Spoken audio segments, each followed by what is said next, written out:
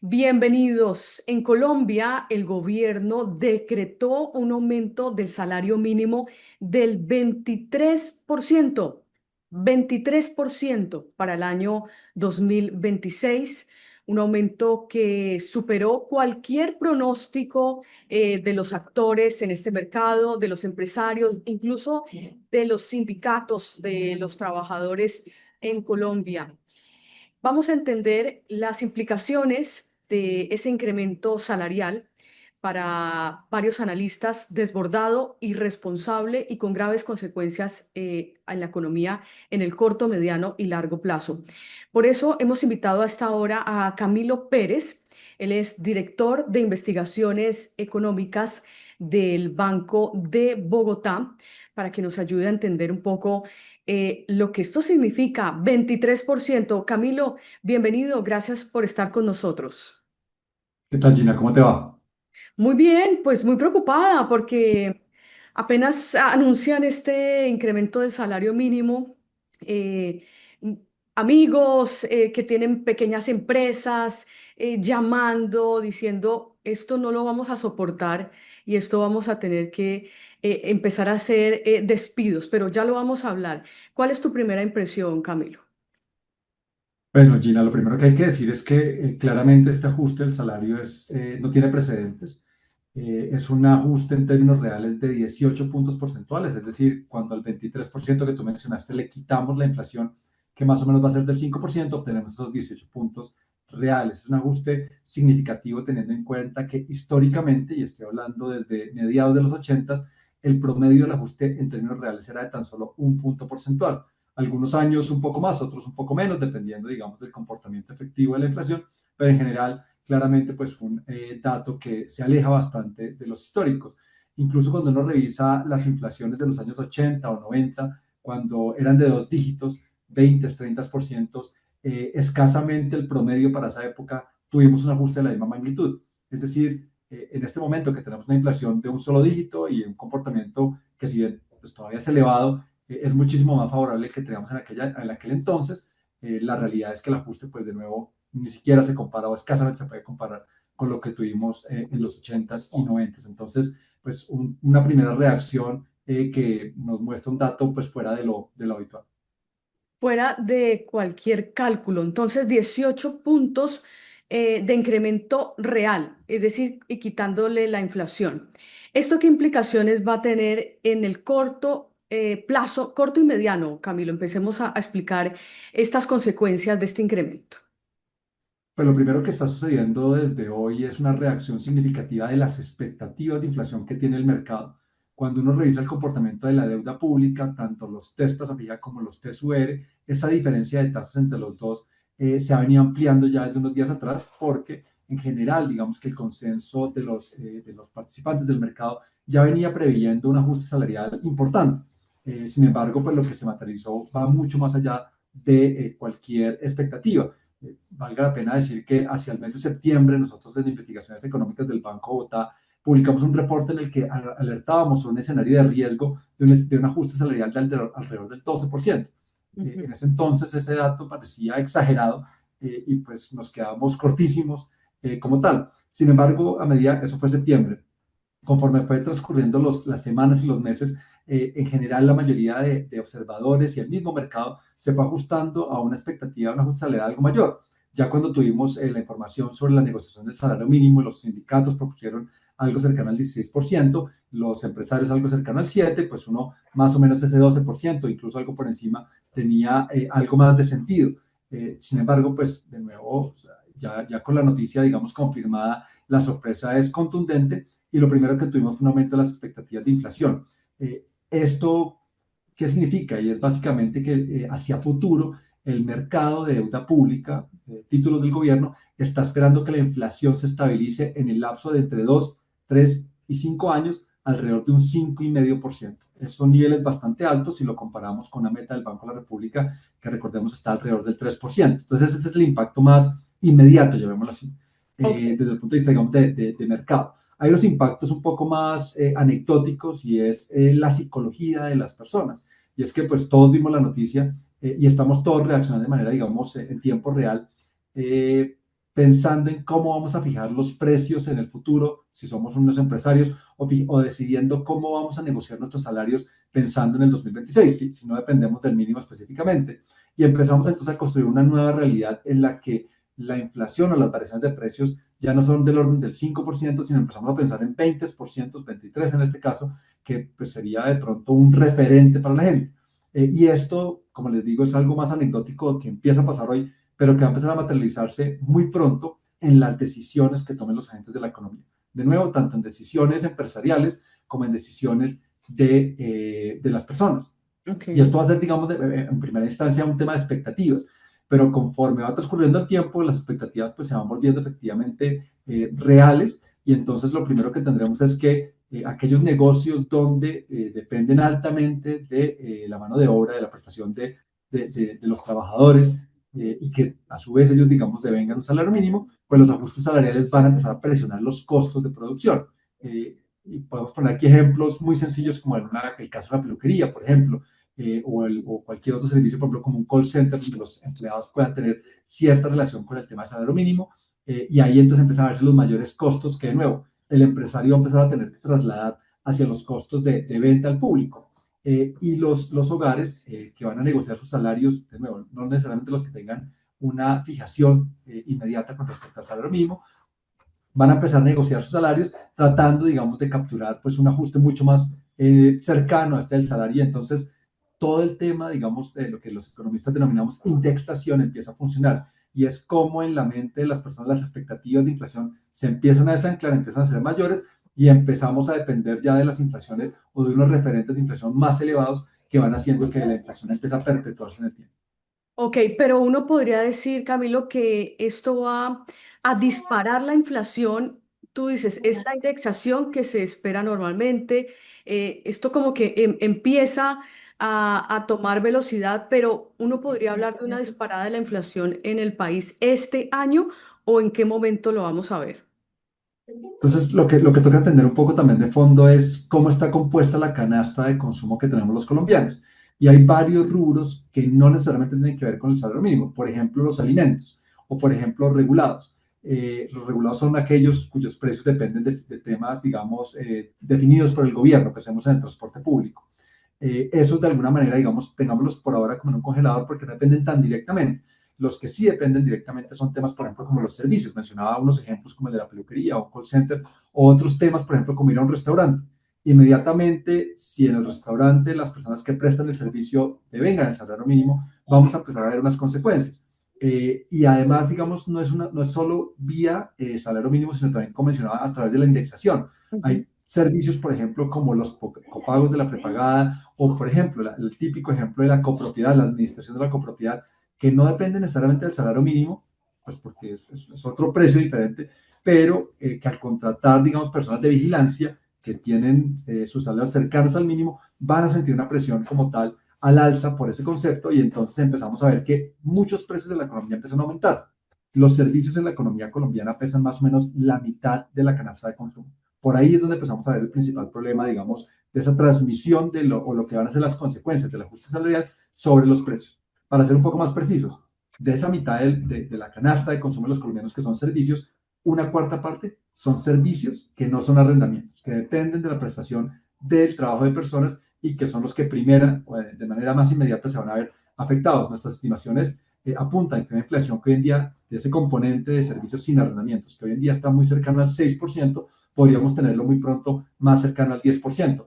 Y aquí las expectativas, las proyecciones que tenemos en este momento tienen un gran campo de incertidumbre, porque estamos viendo un evento que es la primera vez que sucede y nuestros modelos se basan en la historia. Entonces, la relación histórica pues nos está dando como un referente hacia dónde puede ir la inflación de ese componente de servicios sin arrendamientos, pero pues podemos tener una gran cantidad de error o una magnitud de error mayor a la habitual, porque de nuevo es un suceso que no hemos tenido nunca en la historia. Totalmente inédito. Entonces, si te entiendo bien, una inflación de servicios que está rondando el 6% y podría incrementarse al 10%, ¿correcto? Aproximadamente lo que estamos pensando. Aproximadamente. ¿Y inflación total, tienen alguna proyección ya? Sí, entonces la inflación total hoy en día está rondando el 5% y los primeros modelos que hemos corrido nos sugieren una inflación que va a estar entre el 6 y el 7% la total. Estamos hablando entonces ya del contagio, de la transmisión de las consecuencias del tema del salario mínimo sobre una gran cantidad de productos y servicios. Y vuelvo al ejemplo de transporte que hemos puesto en el congelador y es, pues en el transporte probablemente algunos de los empleados, de los conductores de transporte público, pueden devengar el salario mínimo o quizás querrán un ajuste salarial cercano a ese mínimo y empezarán a negociar en ese orden de magnitud. En esa medida, los tickets, las tarifas del transporte público probablemente se van a ver afectadas. Y no estoy hablando de que tengan que aumentar 23% de manera paralela, pero sí probablemente ese referente va a ser muy importante y ya la negociación no va a ser de, oiga, necesitamos un ajuste que me cubra la inflación del 5%, entonces un ajuste del 6, 7, 8, 10, sino que ya estamos hablando de unas órdenes de magnitud muchísimo mayores que empiezan a pesar sobre, en este caso, el ejemplo de transporte público, pero una gran cantidad de bienes y servicios de la economía en general. Ok, bueno, antes de hablar de lo que necesariamente va a tener que hacer el Banco de la República, que es subir tasas de interés con esto que nos estás contando, miremos un poco el impacto en crecimiento a la economía como tal. Eso lo vamos a ver en qué momento y cómo o qué tan preocupado estás. Antes de responder esa pregunta, quisiera enfatizar en un punto, y es que tenemos el ajuste salarial, digamos, de manera inmediata apenas cambiemos de año, Ujú. y seguramente va a haber unos impactos que van a ir progresando a medida que va transcurriendo el tiempo. No va a ser todo de un solo golpe, digamos así. Y asimismo, eso me refiero a los precios, asimismo el impacto sobre la actividad podría ser progresivo, es decir, aquellas empresas, por ejemplo, en donde los costos laborales aumentan de manera desproporcionada por cuenta de este ajuste del salario mínimo, seguramente tendrán que recurrir a diferentes medidas, tanto de aumento de precios como incluso reducción de nómina. Puede que esto sea más pronto o más demorado dependiendo qué tanto margen de reacción tienen las empresas y asimismo entonces se va a diluir un poco, se va a demorar un poco el impacto total en verse. Yo quiero ser muy claro con este punto porque seguramente el 31 de enero, cuando estemos ya, digamos, cerrando el primer mes del año, muchos dirán, incluyendo el gobierno, que no se ha visto ningún impacto, Mm. pero va a ser demasiado pronto para, digamos, ver las consecuencias definitivas tanto en precios como en actividad. La inflación, vuelvo y repito, está cerca del 5% y para el mes de enero seguramente estará alrededor del 5,5%, máximo 6%, es decir, un ajuste que todavía no va a incorporar para nada ese 23% del ajuste salarial. Va a tomar varios meses y en actividad económica también tenemos que tener en cuenta que siempre la medimos en términos reales. Es decir, quitamos el componente de precios y lo que está sucediendo es que la inflación está acelerándose y eso le va, digamos, a arrastrar el crecimiento. Vuelvo al punto además de las empresas que tendrán que de pronto despedir trabajadores, reducir su producción porque los costos son demasiado onerosos. Ahí vamos a ver impactos económicos como tal en materia de actividad. Y esas empresas que no contraten, pues será menor mano de obra. Esa menor mano de obra son consumidores o hogares que no van a demandar productos y esto se vuelve una cadena bastante compleja que hemos visto en otros países. En Colombia, digamos que no hay un evento reciente, como les decía, nos remontamos a los 80s, 90s con inflaciones del 20, 30%, pero pues hay ejemplos muy cercanos como Argentina, como Turquía recientemente, que han tenido inflaciones de esas órdenes de magnitud y que tienen que hacer ajustes muy rápidos de precios y su economía, digamos, tiene unos comportamientos, llamémoslo atípicos, en que es muy difícil operar cuando la inflación es muy impredecible y los empresarios les cuesta ajustarse y el impacto económico obviamente es bastante notorio. Ok. Entonces ahí ya me respondiste actividad económica.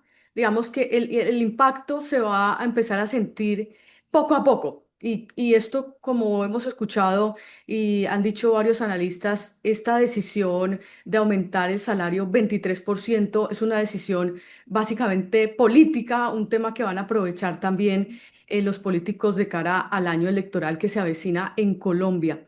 Miremos ahora sí el impacto o lo que se espera en política monetaria, Banco de la República, con las implicaciones para los colombianos. Dos puntos antes de responder la pregunta. Primero, el Banco de la República, las últimas proyecciones que nos brindó son del mes de octubre. Y en aquel entonces, en la medida que todavía la discusión del salario mínimo ni siquiera se había empezado a dar, incorporó unos supuestos que hoy en día lucen pues desalineados, pero que en su momento eran factibles. Y era que el ajuste salarial iba a ser de alrededor del 6-7%. Mm. Eso es lo que el Banco de la República tiene hoy en sus proyecciones, que señalaban que la inflación el próximo año iba a descender por debajo del 4%. Es decir, entraba en la meta. Con ese escenario de octubre, la tasa de interés estable, que en ese momento estaba estable, pues era como el camino más viable. Sin embargo, ya para la reunión de diciembre, que fue hace algunas semanas, el Banco de la República o la Junta de Directores ya vislumbraba que el ajuste salarial probablemente iba a ser mayor y en las minutos de la entidad ya no solo se habla del escenario de tasa de interés estable, sino que ya se menciona textualmente que para que la inflación converja a la meta, para que vuelva a empezar esa tendencia descendente, seguramente se requerirá de aumentos de tasa de interés. Es decir, en la reunión de diciembre, de mediados de diciembre del Banco de la República, ya la Junta, la mayoría de la Junta, era consciente que aumentos de tasa de interés eran necesarios para controlar la inflación. Ujú. Eso era todavía pensando en un ajuste salarial seguramente del 12, 13%, cosas de estilo. Cuando hablamos de un 23, no solo estamos convencidos de que el Banco de la República va a aumentar la tasa de interés en el mes de enero, que era ya nuestro escenario central antes de conocerse este dato, sino que ahora creemos que el aumento puede ser de una magnitud importante. Es decir, inicialmente pensábamos que 25 puntos básicos y unos aumentos, digamos, muy moderados en los próximos meses iban a resolver la situación. Ahora estamos más preocupados y creemos que 50 puntos básicos es el escenario central de aumento de tasa de interés en enero y que probablemente se requerirán varios ajustes parecidos en los siguientes meses, llevando la tasa de interés seguramente a algo cercano al 11% o más alto. Recordemos, estamos en tasa de interés del 9,25 y esto todo con motivo de controlar, uno, las expectativas de inflación, pero también el mismo comportamiento de los precios. Exacto, pasaría entonces de 9,25 a niveles del 11%, lo que ustedes están previendo para el De próximo manera año, relativamente rápida, además. de forma rápida. Estamos hablando de los primeros meses del 2026. Exactamente. En principio, el Banco de la República, recordemos, se reúne en enero, marzo, abril y junio durante el primer semestre. Creemos que en todos esos meses van a haber ajustes de 50 puntos básicos, probablemente. Bueno, ya para ir finalizando, Camilo, la recomendación para las empresas, ¿cuál sería en este punto en el que están muy angustiadas sobre esos costos fijos, cómo les empezarán a aumentar? Además, se suma a la reforma laboral y varios ajustes que se han venido haciendo en ese mercado laboral.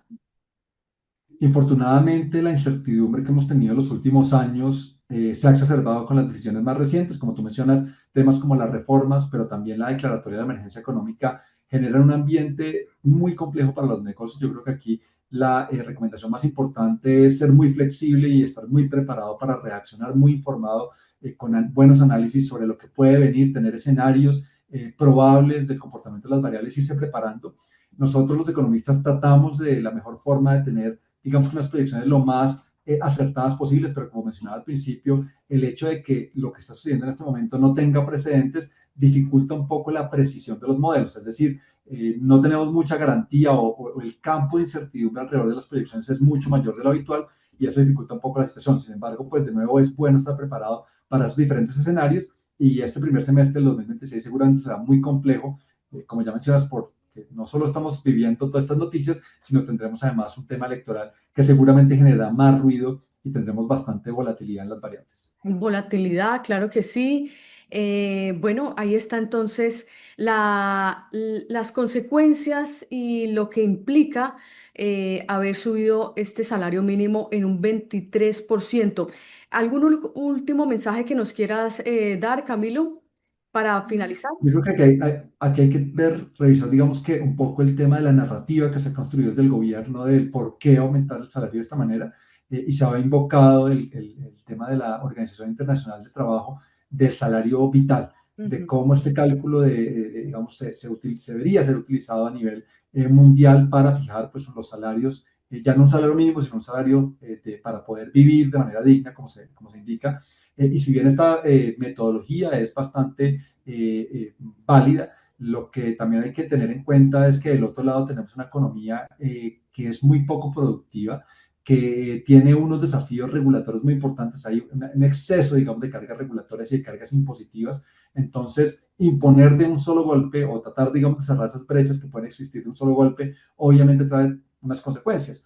Y entonces yo creo que es quizás llegar a unos puntos medios mucho más consensuados para que de manera, digamos, progresiva quizás se vayan obteniendo los objetivos que se quieren tanto del gobierno actual como de otras vertientes ideológicas y políticas y no sea, digamos, que tan de nuevo, de golpe, de un solo impacto, porque pues realmente las consecuencias para la economía pueden ser mucho mayores. Entonces, yo creo que hay que ver todo el espectro del debate y tratar de llegar a unos consensos mucho más ideales para que la economía sufra menos y al final pues todos tengamos una actividad que nos beneficie de manera importante. Claro, Camilo, y dejamos de lado las presiones fiscales también que se vienen con este incremento Sí. y la informalidad en el país.